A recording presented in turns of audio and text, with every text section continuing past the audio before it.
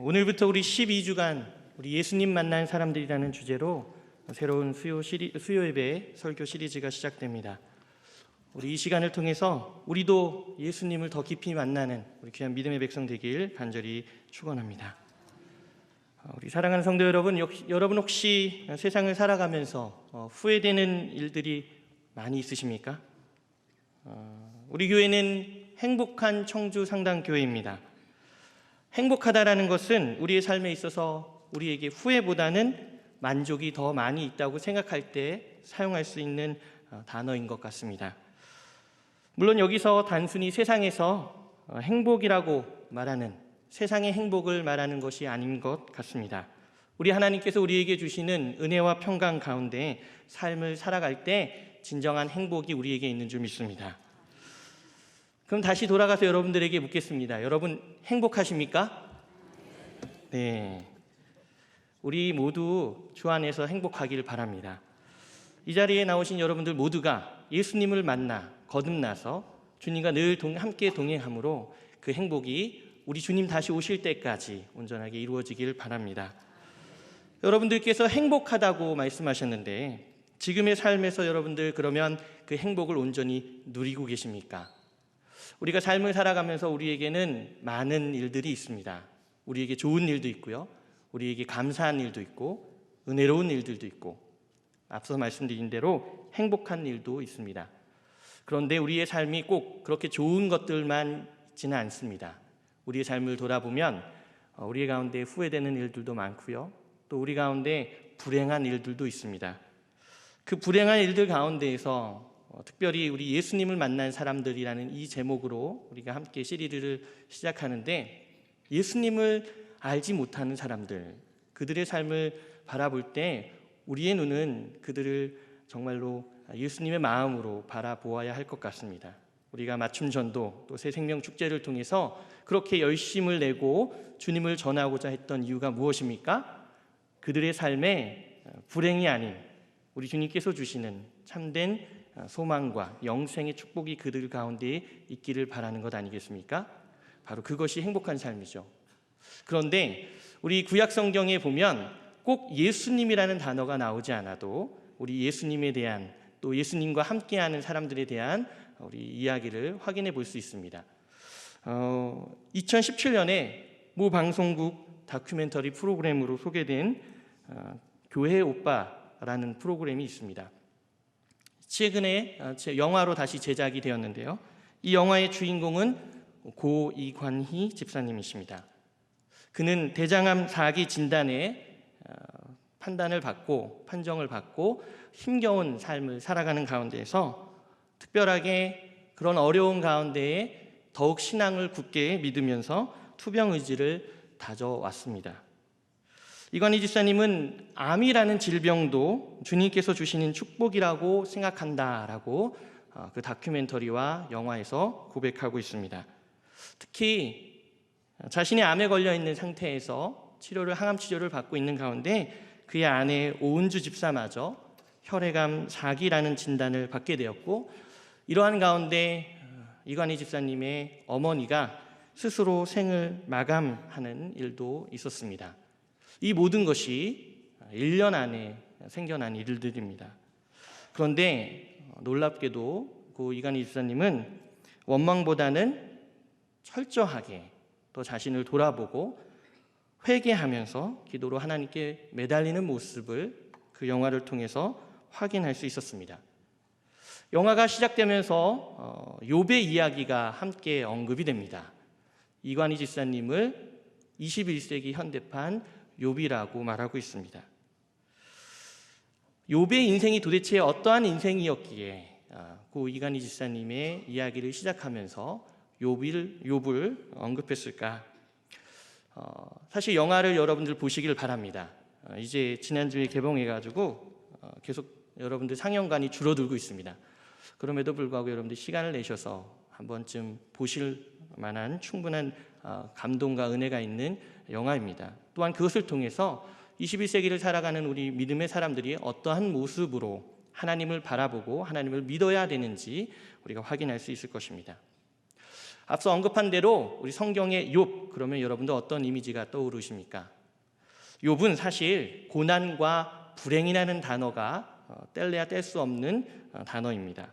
욥만큼 우리 성경에서 고난당하고 어렵게 산 사람이 없을 것 같습니다. 그런데 사실 욥의 불행은 선천적인 것이 아니었습니다. 자기의 잘못으로 그에게 불행이 닥친 것도 아니었습니다. 성경에서 욥에게 하나님께서 사탄의 시험을 통해서 욥이 고난당하게 되는 것을 우리는 확인할 수 있습니다. 도대체 그가 그의 인생을 통해서 경험했던 그 불행, 어떤 불행이었을까? 첫 번째로 그는 자신의 모든 재산을 잃어버리는 불행을 겪게 됩니다. 그가 얼마나 많은 재산을 가졌는가? 성경에서 양이 7천이요, 약대가 3천이요, 소가 500결이요, 암나귀가 500마리다 라고 말합니다. 지금 말하면 대충 감이 오지 않지만 욥이 살던 시대의 부의 기준은 바로 가축이었습니다. 오늘날로 말하면 우리 담임 목사님께서 항상 말씀하시는 세계 최고 갑부 중에 갑부, 미국 온라인 전자상거래 업체 아마존의 제프 베조스 같은 부자라고 여러분들이 생각하시면 됩니다. 성경에서 그는 동방에서 가장 큰 자, 부자라고 소개합니다. 물론 이것이 하늘에서 뚝 떨어진 것은 아닙니다. 복권에 당첨된 것도 아닙니다. 그가 평생 모은 재산인 것이죠. 그런데 이 재산이 열심만 가지고 모아지는 것은 아니었던 것 같습니다. 하나님의 함께하심과 도우심이 있었던 것 같습니다. 그의 재물은 하나님께서 주신 것이죠. 그것을 알았기에 그는 더욱 감사해하면서 그 재산들을 관리했습니다. 그런데 욥기 1장에 보면 이 모든 것이 하루아침에 사라지게 돼버립니다. 두 번째로 그는 자녀도 잃었습니다. 욥은 자녀의 축복도 받았습니다. 아들 7과 딸 셋을 두고 있었습니다. 자녀가 많은 것이 꼭 축복일까? 제가 딸 3명을 키우고 있는데요. 가지가 많은 나무가 바람 잘 날 없다. 꼭 제 자녀들만 그런 것 같지는 않습니다. 그런데 성경에서 욥의 자녀들은 좀 다른 것 같습니다. 정말 잘 자란 자녀들인 것 같습니다. 무엇보다 욥의 가정을 보면 화목이라는 단어가 떠오릅니다. 재물이 많고 형제가 많기 때문에 형제끼리 싸울 수 있는 경우도 많았을 텐데 오늘날 우리가 이것을 매스컴을 통해서도 확인할 수 있죠. 최근에 운송업과 항공으로 기반을 두고 있는 모 그룹의 총수가 갑작스럽게 세상을 떠나자 그의 자녀들이 아버지의 장례를 치르고 나자마자 그룹의 승계를 이어가기 위해 서로 다투고 있다는 내용을 우리가 신문에서 접할 수 있었습니다. 이렇듯 재산이 많으면, 형제가 많으면 그만큼 다툴 경우도 많은 것이죠. 그런데 욥의 가정은 달랐습니다. 욥기 1장 4절에 보니 자녀들이 생일날이 다가오면 각자 자기의 집에서 잔치를 벌였다고 합니다. 특별히 떨어져 있는 누이들도 함께 불러서 함께 즐겼다고 하고 또 그들이 특별히 함께 죽었는데 그 죽을 때도 사실 장남의 집에서 잔치를 벌이고 있었다고 합니다. 잔치가 끝나면 욥은 자녀들이 혹시 세상에서 범죄한 일을 했을까 봐 하나님 앞에 누를 범했을까 봐 각자 한 명 한 명의 번제를 하나님 앞에 드렸습니다. 그리고 그들을 성결케 했고 또 그들을 위해서 하나님께 기도했던 욥이었던 것입니다. 그만큼 욥은 자신의 재산보다도 자녀들을 소중히 여겼습니다. 그런데 그런 자녀들도 하루아침에 그에게서 사라져 버리게 됩니다. 세 번째로 욥은 자신의 몸에 몹쓸 병이 나게 됩니다. 흔히 우리가 피부병이라고 생각하는데 발바닥부터 머리까지 종기가 났다고 성경은 말하고 있습니다. 몸이 가려워서 견딜 수가 없었습니다. 처음에는 손으로 긁다가 나중에는 기왓장으로 그의 몸을 긁었다고 합니다. 곳곳에서 기왓장으로 긁으니까 피가 터지고 고름이 나고 열이 올라왔습니다. 점점 심해졌을 겁니다. 그리고 그 심해진 광경을 통해 몸에서 냄새도 나타라고 성경은 기록하고 있습니다. 볼 수 없었던 참혹한 광경이죠. 동방의 가장 큰 자, 부자였던 또 많은 사람들의 존경과 또 칭송을 들었던 하나님 앞에서 완전했던 사람이 어느 순간 나락으로 떨어져서 재산도 잃고 가족도 다 잃고 심지어 그의 아내조차 그를 저주하며 떠났습니다. 이런 욥을 위로하기 위해서 친구들이 찾아왔는데요. 멀리서 온 친구들이 일주일 동안 그저 욥의 곁에서 울기만 했다고 성경은 기록하고 있습니다. 욥은 불행한 사람입니다. 이렇게 불행한 그가 이런 불행한 가운데에서도 성경은 그의 믿음을 확인할 수 있는 말씀들을 우리에게 전해주고 있습니다. 우리 1장 21절인데요. 같이 함께 읽겠습니다. 시작. 내가 모태에서 알몸으로 나왔사온즉 또한 알몸이 그리로 돌아가올지라. 주신 이도 여호와시요 거두신 이도 여호와시오니 여호와의 이름이 찬송을 받으실지니이다. 아멘. 놀라운 믿음의 고백 아닙니까? 심지어 23장 10절에는 이렇게 말합니다. 함께 읽겠습니다. 내가 가는 길을 그가 아시나니 그가 나를 단련하신 후에는 내가 순금같이 되어 나오리라. 아멘. 제가 오늘 우리 예배를 시작하면서 말씀을 시작드렸는데 그 말씀이 바로 이 말씀이었죠. 욥기서 23장 10절 말씀. 이 말씀들을 읽으면 욥의 믿음이 정말 어떠한 믿음인가 우리가 간접적으로 확인할 수 있습니다. 그런 이런 불행이 닥쳤을 때도 하나님을 원망하거나 불평하지 않았습니다. 비관하거나 낙담하지 않았습니다. 이 모든 것이 지나가는 과정으로 생각했습니다.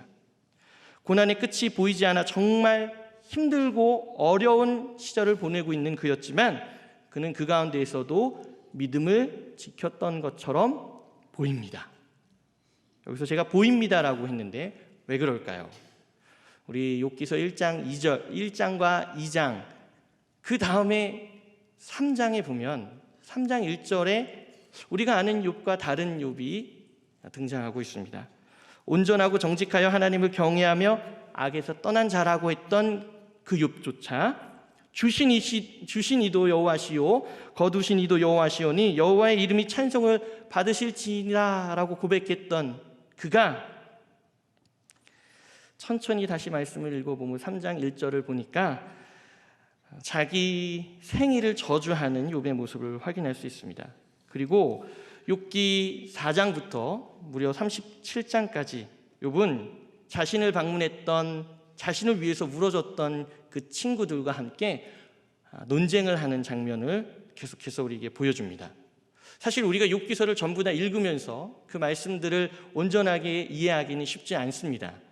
그런데 사실 4장부터 37장까지 욥과 그의 친구들의 대화 가운데서 치열하게 논쟁을 벌이는 것을 한마디로 요약하면 욥은 자신에게 닥친 이 고난이 무엇 때문인지 알지 못하고 있습니다. 친구들은 욥에게 이런 고난이 닥친 이유가 그의 죄 때문이라고 생각합니다. 그래서 속히 이 고난을 벗어나기 위해서 회개하라고 촉구합니다. 그런데 욥은 아무리 생각해도 자기에게 죄가 없다고 얘기하는 것이죠. 그래서 이 친구들과 논쟁하면서 특별하게 우리 하나님께서 왜 자신에게 이런 고난을 겪게 하는지 본인이 알 수 없고 그런 이야기들을 4장부터 37장까지 하게 됩니다. 이런 논쟁이 끝나고 하나님께서 우리 38장에서 욥에게 나타나셔서 말씀하십니다. 이런 욥을 하나님은 말씀 가운데서 깨우쳐 주십니다. 사실 오늘 말씀의 제목 가슴 찢는 회개, 제가 이 제목을 정하고서 정말 가슴을 찢었습니다. 너무 제목이 무겁더라고요. 근데 사실 이 제목은 제가 정한 게 아니라 제가 최근에 읽었던 책 중에 제목을 그대로 따서 오늘 함께 이 제목으로 정한 것입니다. 녹색의 지옥이라 불렸던 아마존 정글, 그 정글에서 30여 년 동안 복음을 전했던 김철기 선교사님과 고 허운석 선교사님의 이야기. 김철기 선교사님이 아내 되는 허운석 선교사님을 주님 품에 보내드리고 그가 철저하게 하나님 앞에서 자신의 죄를 회개하면서 썼던 참회록이 바로 가슴 찢는 회개입니다. 도대체 아마존에 가서 주님을 전하고 복음을 전했던 선교사가 뭐 그리 회개할 게 많은가라고 생각할 수 있기에 제가 잠시 그 내용을 소개하겠습니다. 김철기 선교사님은 자신의 아내에게 이혼당하지 않기 위해 40일 금식 기도를 시작했던 분이었습니다. 특별히 기도 중에 하나님께서 가난한 시골 교회를 섬기라는 감동을 주셔서 13교구가 살고 있는 농촌 교회에서 6년 동안 사역했습니다. 그리고 철저히 가난을 훈련했던 선교사님이셨습니다. 그런데 이 부부에게 갑자기 하나님께서 아마존으로 가라는 음성을 들려주십니다. 그래서 계획에도 없던 아마존 선교사로 부름받고 순종해서 가게 됩니다. 그러나 아마존, 그곳은 결코 익숙해지지 않는 곳이었습니다. 하루하루가 새로운 환경이었고 연중 30도에서 45도의 더위, 그리고 더위보다 더했던 80에서 90%가 넘는 습도, 독충과 독사, 척박한 토양에서 결코 사람들이 살기 어려운 곳이었습니다. 거기다가 복음을 전하는 대상이 됐던 원주민들, 즉 인디오들, 그들의 문화에는 성경에서 말하는 사랑과 용서, 감사라는 개념 자체가 존재하지 않았습니다. 생존을 위해서 철저하게 고립된 생활, 또 철저하게 다른 이들을 배척하는 그런 문화를 가진 이들을 하나님의 말씀으로 변화시키기란 정말 어려웠습니다.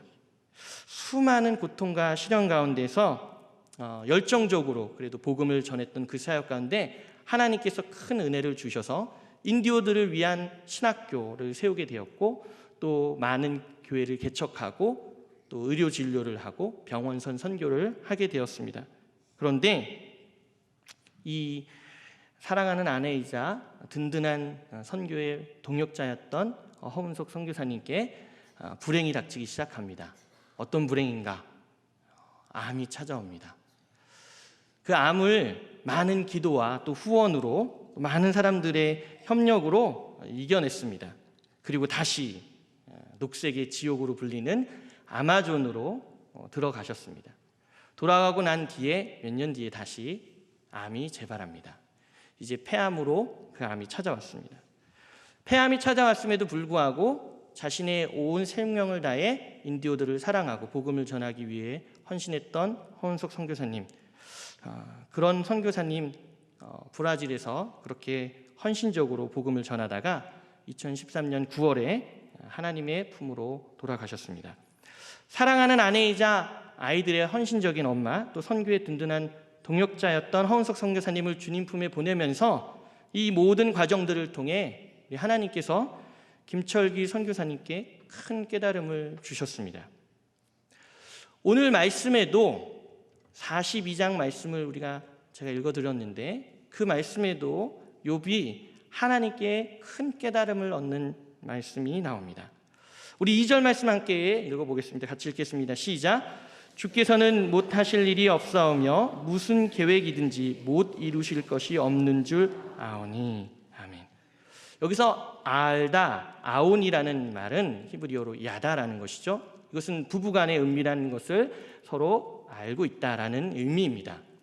여러분들, 하나님께서 우리를 불러주시고 온전하신 하나님을 믿는 믿음 가운데서 여러분 거듭났다라고 이야기하면서 내가 하나님을 온전하게 만났다라고 우리가 고백합니다. 그리고 저도 그런 경험들이 많습니다. 기도원에 가서 뜨겁게 기도하면서 눈물 콧물 다 쏟으며 내가 주님을 만났습니다라고 고백하고 뒤돌아서 다시 자신의 삶을 돌아가는 우리의 모습을 기억할 수 있습니다. 주님을 만난 삶에서 다시 뒤돌아가서 주님을 만난 그 삶을 온전하게 나의 삶 속에서 살아내야 되는데, 눈물 콧물 쏟으면서 주님 만났다고 하지만 변화된 것 없이 살아가는 우리의 모습을 볼 수 있는 것이죠. 여기서 야다, 하나님을 알다라는 뜻은 그런 의미를 뛰어넘는 것입니다. 하나님을 온전히 만난다는 것을 의미하는 것이죠. 온전하게 하나님을 만난 사람, 거듭난 사람, 우리 시리즈 제목처럼 예수님을 만난 사람들은 어떻게 합니까? 이전의 삶과는 다른 삶을 살아가야 됩니다. 그런데 우리의 삶을 돌아보면 그렇지 못한 경우들이 참 많은 것이죠. 우리 3절 말씀입니다. 우리 3절 말씀 함께 읽겠습니다. 무지한 말로 이치를 가리는 자 누구이니까? 나는 깨닫지도 못한 일을 말하였고 스스로 알 수도 없고 헤아리기도 어려운 일을 말하였나이다. 욥은 자신의 친구들과 논쟁하면서 자신이 알지도 못하고 자신이 제대로 깨닫지도 못하는 이야기들을 통해 자기 자신을 변호했다라는 사실을 말하고 있는 것입니다. 하나님의 계획이 어떠한 것인지 본인이 제대로 이해하지도 못하고 깨닫지도 못한 가운데 하나님은 나에게 이런 고난을 주시는 것을 나는 도저히 이해할 수 없다라고 고백했던 자신의 고백을 다시금 생각하게 된 것이죠. 우리의 삶도 그렇습니다. 도대체 내가 이 길을 왜 가고 있을까? 하나님 왜 나에게 이런 시련을 주실까? 하나님 왜 나를 이곳으로 부르셨을까? 우리가 일상을 살아가면서 하나님께 묻는 질문들 아닙니까? 하나님의 놀라우신 계획이 우리에게 있다는 것을 믿으면서 하나님과 온전히 동행하면 좋겠지만 왜 하나님이 도대체 이런 고난을 주시는지, 또는 하나님 과연 이곳에 지금 나와 함께 하시는지 물어볼 때가 있다는 것이죠. 욥도 마찬가지입니다. 도대체 하나님께서 왜 나에게 이런 고난을 주시는지 모르겠다라고 이야기하며 자신의 친구들과 함께 논쟁했던 욥. 그런데 그 욥이 이제 깨닫게 되는 것이죠. 하나님이 어떤 계획을 갖고 있는지 본인이 이해하지 못해도 하나님은 계획하고 계시다는 것을 깨닫게 되었습니다. 그리고 그의 삶이, 그의 모습이, 그의 말이 변화되게 된 것입니다. 우리 5절 말씀입니다. 함께 읽겠습니다. 내가 주께 대하여 귀로 듣기만 하였사오나 이제는 눈으로 주를 배움나이다. 아멘. 욥기가 42장으로 이루어져 있습니다. 그 42장으로 이루어진 가운데 욥기서의 가장 클라이막스, 절정인 부분이 바로 이 5절 말씀입니다. 도대체 내가 하나님의 계획을 이해할 수 없지만 하나님은 살아계시고 이 모든 것을 창조하신 하나님께서 하나님의 계획을 이루어 가신다는 것을 그가 보게 된 것이죠. 귀로 듣기만 했던 것이 아니라 이제 눈으로 보게 되었다는 것입니다. 여러분, 눈으로 본다는 것은 무엇입니까? 자신이 체험했다라는 것을 말하는 것입니다. 하나님에 대해서 듣는 것이 아니라 이제 하나님을 느꼈다라는 것이죠. 하나님을 만났다라는 것입니다. 그래서 그 전에 친구들이 했던 이야기들, 또는 조상들이 이야기했던 것들, 종교적인 전통들을 말하는 것이 아니라 진정으로 하나님을 만난 욥이 되었다라는 것입니다. 욥의 이 고백 가운데에 우리의 고백이 함께 있기를 간절히 축원합니다. 우리도 눈으로 하나님을 보아야 합니다. 하나님을 눈으로 본다는 것 어떻게 가능할까요? 나는 과연 하나님을 보지 못하는 것일까 생각이 들 때도 있습니다. 특별히 제가 2달 전에 저희 어머니를 하나님의 품으로 먼저 보냈습니다. 어머니를 보내는 가운데에 정말 제 상식으로는 이해하지 않는 일들이 많이 있었습니다. 어머니는 암 판정을 받으셨습니다. 암 판정 받을 수 있죠. 그런데 암 판정을 받고 난 후에 진행됐던 일들이 제 머리로는 이해가 되지 않았습니다. 집에서 가까운 병원이라고 하지만 대학병원이고 좋은 의사라고 제가 확신할 수 없지만 수많은 수술을 경험했던 의사의 손을 통해서 인공항문 수술을 하셨던 어머니, 그런데 그 어머니가 그 첫 번째 인공항문 수술을 소장에 연결했던 그 수술이 잘못되었던 겁니다. 그런데 그 인공항문 수술이 잘못됐다라는 것을 항암 치료 후에 알게 되었습니다. 점점 몸이 쇠약해지는, 그리고 중환자실에 내려가셨다가 다시금 일반병실로 오셨는데 어머니의 상태가 많이 안 좋아졌습니다. 그리고 어머니가 돌아가시기 전 토요일 날 갑작스럽게 의사가 인공항문 수술했던 부위를 다시 열어서 재수술을 해야 된다고 이야기합니다. 통보만 받은 것이죠. 왜 그럴까? 그런데 그것 때문에 고생하셨던 어머니를 생각하면서 수술이 잘 되었으면 좋겠다라고 생각했습니다. 수술이 잘 됐다고 이야기합니다. 어머니의 상태가 좋았길 바라면서 올라갔습니다. 그런데 월요일날 어머니를 찾아뵀는데 정말 지금 당장 돌아가실 것만큼 너무나 고통스러워하시는 어머니의 모습을 봤습니다. 제가 기도하고 간절하게 부르짖었는데 하나님 왜 이런 고통을 더 주시나요? 왜 이런 고난을 주시나요? 이해할 수 없었습니다. 그리고서 수요 예배를 드리고 났는데 어머니가 위독하시다는 얘기를 들었습니다. 왜 어머니가 위독하실까? 알고 봤더니 소장에 천공이 생겨서 이미 복막염이 다 퍼져서 폐혈증으로 돌아가실 위기에 처해 있었던 것입니다. 그렇게 갑작스럽게 3일 만에 어머니를 하나님의 품에 보내드렸습니다. 도저히 이해할 수 없었습니다. 무엇이 잘못되었는가? 의사를 원망하고 싶은 마음도 제 마음에 없었습니다. 정신없이 이 모든 일들이 진행되었고 어머니의 장례를 다 마치고 난 다음에 하나님, 도대체 하나님이 원하시는 것이 무엇입니까? 하나님의 뜻이 무엇입니까? 묻는 제 자신을 보게 되었습니다. 욥은 어땠을까요? 욥도 마찬가지일 겁니다. 자신에게 왜 이런 일들이 벌어졌는지, 모든 재산과 모든 가족들과, 심지어 아내가 하나님을 저주하고 욕하고 떠났습니다. 친구들은 찾아와서 자신을 비난했습니다. 넌 분명히 무슨 죄가 있을 거야. 저도 그랬습니다. 제 자신을 돌아보면서 내가 하나님 앞에 뭔가 잘못한 것이 있지 않을까? 우리 모두가 다 그렇지 않겠습니까? 갑작스러운 불행이 닥치면 우리 모두 다 아마 그런 생각을 할 것입니다. 그런데 분명한 것은 우리 하나님께서는 살아계시다는 사실입니다. 생뚱맞은 것 같지만 38장 이후에 하나님께서 나타나셔서 욥에게 너의 고난은 내가 허락한 거야 라고 말씀하지 않으십니다. 하나님께서는 내가 이 천지 만물을 어떻게 창조했는지를 말씀하고 계십니다. 그리고 하나님이 어떤 분인지 욥에게 깨닫게 하십니다. 그 이야기를 들은 욥이 하나님의 말씀 가운데 깨닫고 6절에 이렇게 고백합니다. 우리 함께 읽겠습니다. 그러므로 내가 스스로 거두어드리고 티끌과 제 가운데에서 회개하나이다. 아멘. 욥이 하나님의 말씀에 응답하는 마지막 구절입니다. 하나님은 살아계시고 이 천지 만물을 창조하신 하나님께서 어떠한 계획 가운데 우리를 이끌어 가시는지는 모르지만 분명한 사실은 하나님은 하나님이라는 것입니다. 하나님 앞에 우리가 서게 되면 하나님 왜 그러셨어요? 라고 묻는 것이 아니라 하나님, 저는 죄인입니다. 하나님 저를 용서하여 주시옵소서.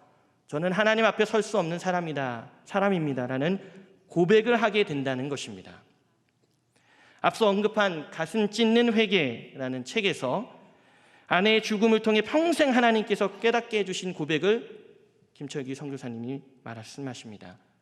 주님을 위해 몸바쳐서 사랑하고 헌신한 삶을 살던 아마존의 성자 김철기 선교사님, 그동안의 선교 사역과 활동이 모두 위선이었고 사기였다라는 충격적인 고백을 합니다.